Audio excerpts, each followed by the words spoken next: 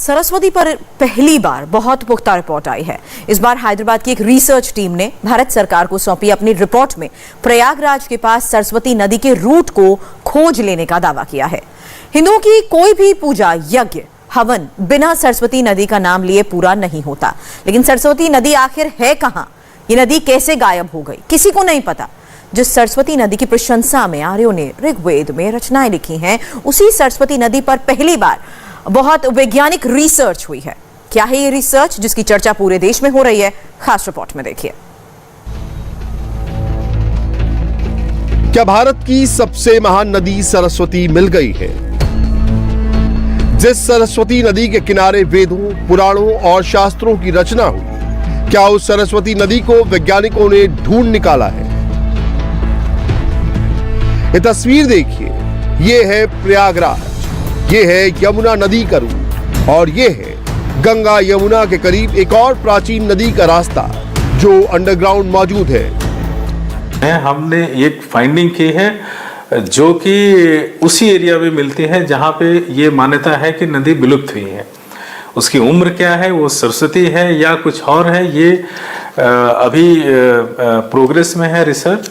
ये जो रिजल्ट्स है जब हम लोगों ने प्रेजेंट किए CGWB में, उसके बाद जो है मंत्रालय में, जल मंत्रालय में किए, तो उन लोगों को भी काफ़ी वैसा लगा कि बहुत ही अच्छा रिजल्ट है, क्योंकि इसका एक तो ये कि माइथोलॉजिकल जो हम लोग को लग रहा है कि काफ़ी अच्छा आंसर मिला है।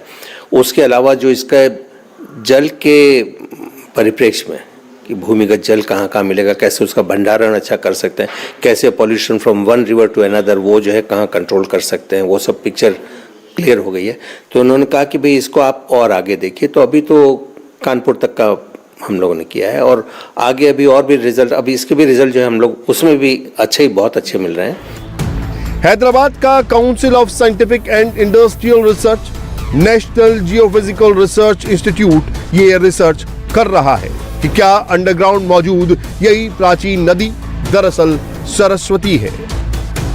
बहुत से लोगों को ये जानकर बहुत आश्चर्य होगा कि आर्यों ने सरस्वती नदी को गंगा से भी ज्यादा सम्मान दिया है। ऋग्वेद के 6 मंडल की ऋचा है, उत्ना प्रिया प्रयासु सप्तस्वसा सुजुष्टा सरस्वती स्तोम्या भूत। इसका अर्थ है सरस्वती नदी हमारी स्तुति को सुने, सरस्वती नदी जिसकी गंगा समेत 7 बहनें हैं, सरस्वती नदी जो प्राचीन ऋषियों के द्वारा सेवित है, सरस्वती नदी जो हमारे लिए सबसे ज्यादा प्रिय है।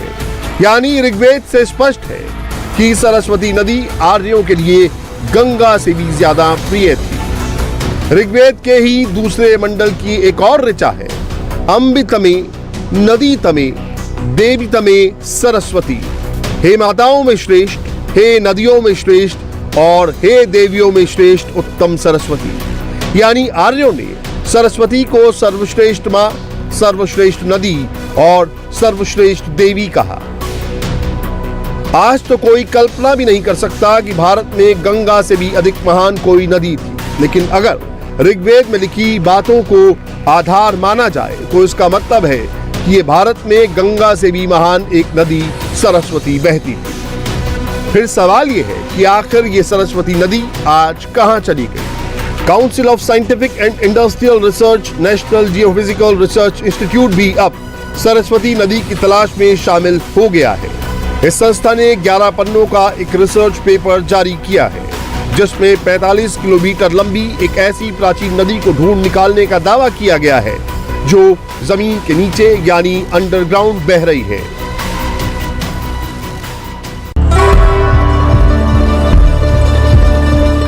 इसके प्रोजेक्ट लीडर हाइड्रोलॉजिस्ट यानी जल वैज्ञानिक सुभाष चंद्रा हैं, जो कि धरती के अंदर जल का स्रोत तलाशने में माहिर हैं और भारत सरकार और राष्ट्रपति के द्वारा सम्मानित हो चुके हैं और इनके दावे की पूरे देश में चर्चा है। हमें ये फिजिकल एग्जिस्टेंस मिला है जो कि अपने तरह का ये पहला फाइंडिंग है ये, और ये कंटिन्यूअस इसका प्रेजेंस जो ऐसा नहीं कि हम लोग एक कुछ पॉइंट्स पे इसका किए हैं, हम लोगों ने इसका कंटिन्यूअस जो कनेक्टिविटी और कंटिन्यूटी के साथ पूरी फाइंडिंग की है। उसके बाद हमने ड्रिलिंग किया, ड्रिलिंग में पता किया और सबसे इम्पॉर्टेंट चीज़ ये है कि जैसे गंगा है, यमुना है, और ये दोनों के बीच में ये नदी मिल रही है। और ऐसे काफ़ी ऑफकोर्स चैनल है, बट देन प्रोमिनेंट चैनल जो कि मंझनपुर से होते हुए सिराथू होते हुए आके फाइनली यमुना में ये ज्वाइन करती है। सरस्वती नदी पर पूरी दुनिया के वैज्ञानिकों और इतिहासकारों ने रिसर्च की है और कई तरह के दावे किए हैं।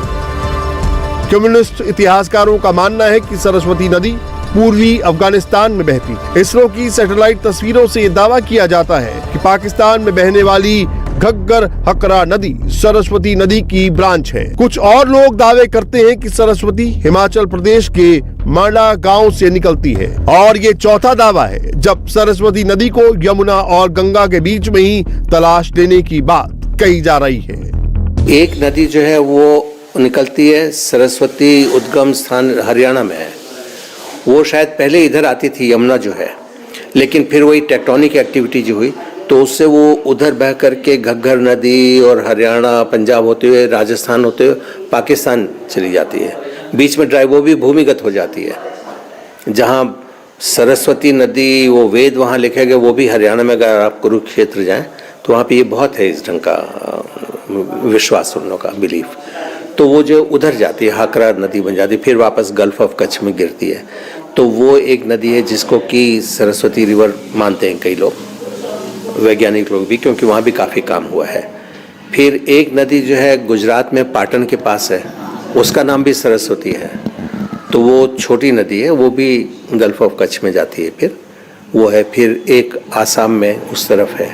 तो ये नदियाँ सरस्वती कई हैं, लेकिन मुख्य रूप से एक तो त्रिवेणी संगम वाली जो है काफ़ी महत्वपूर्ण है, और एक जो अभी जो हरियाणा पंजाब राजस्थान वहाँ पर है।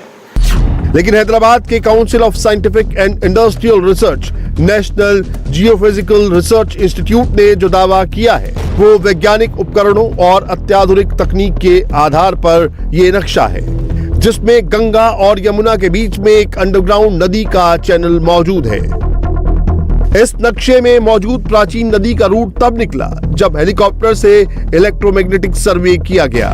100 मीटर से लेकर 2 किलोमीटर तक की ऊंचाई से ये सर्वे किया गया। हेलीकॉप्टर ने 1 किलोमीटर ऊंचाई पर रहते हुए 1200 वर्ग किलोमीटर के इलाके की मैपिंग की।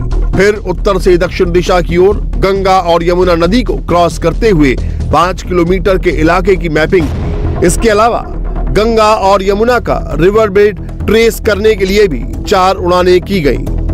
हमारे ख्याल से ये जो काम हम लोगों ने किया है वो इसको डेफिनेटली कभी ना कभी हिमालय के फुटहिल्स तक, देहरादून रोड की वहाँ तक तो करना ही होगा। और उससे जो हम लोग को सूचना मिलेगी, उससे जो पूरे उत्तर प्रदेश, और उत्तर प्रदेश ही नहीं, उसमें डाउन स्ट्रीम में भी जो बिहार और वो सब में कई जो कनेक्टेड रिवर्स हैं, वो सब में कैसे पूरे वाटर अंडरग्राउंड वाटर मैनेजमेंट, उसके लिए बहुत ही महत्वपूर्ण सूचना रहेगी। और ये काम होगा, अभी नहीं तो कल। अभी तो हम लोग का काम राजस्थान और जगह चल रहा है। तो अब क्या है कि भारत सरकार भी अभी क्या है, काफ़ी डायनेमिक सरकार है हम लोग की, अभी बहुत ही टाइम ज़्यादा नहीं वेस्ट करना चाहते। इस प्राचीन नदी का ज्ञात रूट करीब 45 किलोमीटर लंबा है, 4 किलोमीटर चौड़ा है और 15 मीटर गहरा है। बारिश के समय ये अंडरग्राउंड नदी 2000 वर्ग किलोमीटर तक के इलाके को सिंचाई के लिए भूजल देती है। दरअसल हैदराबाद की संस्था का काम सरस्वती नदी के रूट को तलाश करना कभी भी नहीं था। इस संस्था का काम उत्तर भारत में लगातार कम हो रहे भूजल के स्तर की समस्या पर रिसर्च करना था। लेकिन इस रिसर्च के दौरान ही उसे एक ऐसी प्राचीन नदी का रूट मिला जिसे अब सरस्वती नदी का रूट कहा जा रहा है। भारत के पुराणों और शास्त्रों में ये वर्णन है कि प्रयागराज में गंगा, यमुना और सरस्वती का संगम है। अब इन 3 में से 2 ही नदियां नजर आती हैं, गंगा और यमुना। लेकिन सरस्वती नदी के बारे में दावा किया जाता है कि ये अब सूख चुकी है। लेकिन अगर ये सूख चुकी है, फिर भी धरती पर इसका रिवर चैनल तो मिलेगा ही। इसी आधार पर अफगानिस्तान के हेलमंद से लेकर हिमालय तक सरस्वती नदी की खोज में वैज्ञानिक अपना पूरा जीवन लगाते रहे हैं। भारत की अंतरिक्ष एजेंसी इसरो भी सरस्वती नदी का रूट तलाशने के लिए सैटेलाइट से मैपिंग और स्टडी कर चुकी है। इसरो ने जनवरी से मार्च 2002 तक सरस्वती नदी के रूट पर काम किया था। इसरो ने 2002 में सरस्वती के रूट पर 24 पन्नों की रिपोर्ट जारी की थी। इसरो ने दावा किया था कि सरस्वती का अपना एक अलग रिवर सिस्टम था जो सिंधु रिवर सिस्टम के बिल्कुल समानांतर चलता था। आज पाकिस्तान में बहने वाली घग्गर हकरा नदी ही सरस्वती नदी का एक्चुअल रूट है। इसरो के मुताबिक सरस्वती नदी हरियाणा और पंजाब से निकलती थी और फिर राजस्थान से होकर गुजरात जाती थी। गुजरात में कच्छ की खाड़ी से होकर सरस्वती नदी समुद्र में मिल जाती थी। इसरो ने सरस्वती नदी का जो रूट बताया है वो कुछ भारत के प्राचीन ग्रंथों और शास्त्रों में जिक्र किए गए सरस्वती नदी के रूट से मिलता जुलता है। हिंदू शास्त्रों के मुताबिक श्री कृष्ण के बड़े भाई बलराम ने गुजरात के द्वारिका से चलकर सरस्वती नदी के रूट को ही फॉलो कर मथुरा तक की यात्रा की थी। सरस्वती आज एक ऐसी अदृश्य नदी बन चुकी है जो भारत के लोगों के मन में बह रही है। लोग प्रयागराज में संगम में स्नान करके भी ये मानते हैं कि उन्होंने तीनों नदियों में स्नान कर लिया है।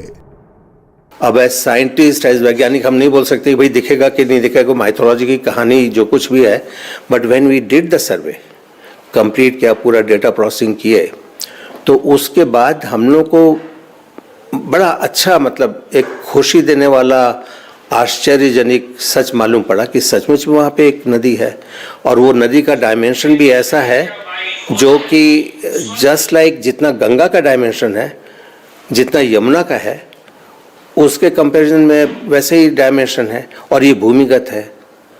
तो वो जो एक माइथोलॉजी थी, एक जो हम लोग के शास्त्रों में लिखा हुआ है, जो वर्णन किया गया है, वो चीज़ जो हमको सचमुच में मिल गई। तो वो जब हम लोगों ने सर्वे किया, और उसमें सर्वे करने में बहुत टाइम नहीं लगता है, जैसे हम लोग ये जो है 10 दिन में सर्वे कर लेंगे, पूरा जो पहला फेज़ में किया हम लोगों ने, तो वो जो है फिर हम लोग को उसका डेटा प्रोसेसिंग करने में डेली हम लोग उसका QC क्वालिटी डेटा की चेक करके तब भी थोड़ा कर लेते हैं, और उसके बाद जो है उसको जब ठीक से मॉडलिंग किए तो अभी तो उसका फिर चूँकि नॉट ओनली गंगा यमुना बीच में हमको जो एक बड़ी नदी मिली, फिर उसके नीचे जो एक्वीफर मिले, कुछ एक्वीफर्स जो हैं वो जो एक्वीफर सिस्टम जो मिला उसमें कुछ गंगा और यमुना और सरस्वती तीनों को कनेक्ट कर रहे हैं। कुल मिलाकर सरस्वती नदी के रूट की तलाश का काम आज भी दुनिया के इतिहासकारों और विद्वानों के लिए एक रिसर्च का सब्जेक्ट बना हुआ है।